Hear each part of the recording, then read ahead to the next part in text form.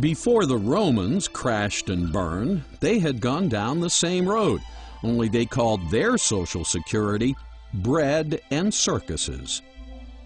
Bread and circuses will eventually crash the U.S. empire as well, if we interpret the term general welfare in the Constitution as an invitation for social security.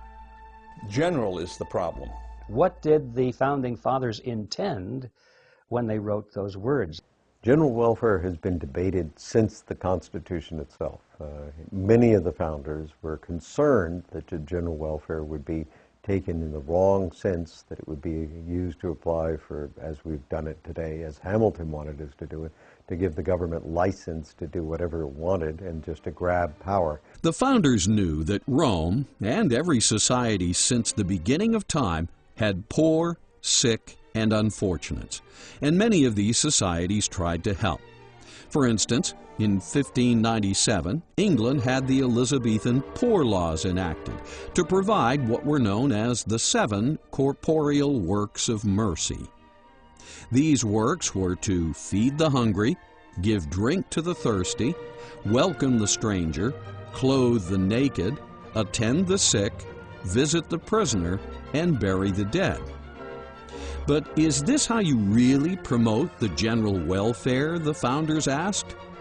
You're talking to someone about a free society, and they say to you, as they always do, what about the poor?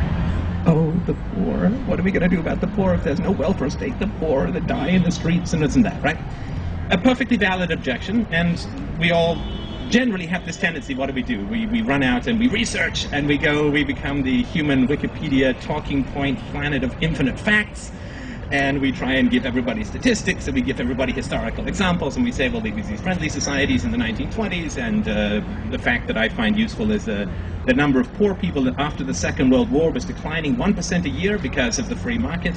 When the welfare state came in, it stopped declining and stayed steady, which is exactly what you would expect. And if you subsidize something, you increase its prevalence, and you subsidize poverty, you get more.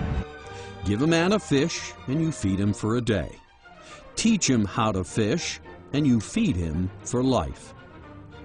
The founders were teachers. Their original intent was to set up a system that created fishermen. The Constitution means what the founders intended it to mean. Otherwise, it means nothing. If you want to have the Constitution mean what modern politicians think it should mean, then you don't need a Constitution. In fact, you're better off without one. Just say, what do the modern politicians want us to do today? What would happen if you created a society that could actually rise above problems? A society where the government gently facilitated a free and prosperous citizenry. A citizenry so successful there were no hungry. There were no sick or poor. There were no criminals.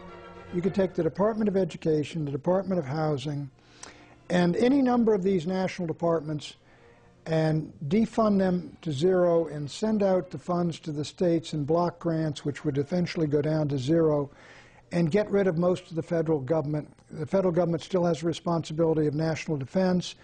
The Justice Department is needed, the State Department is needed, the Treasury Department are needed, but many of those other departments should be defunded rather than have the politics of the federal government imposed upon the nation. The founders wanted to set people free from the system, or the matrix. That's what liberty is all about.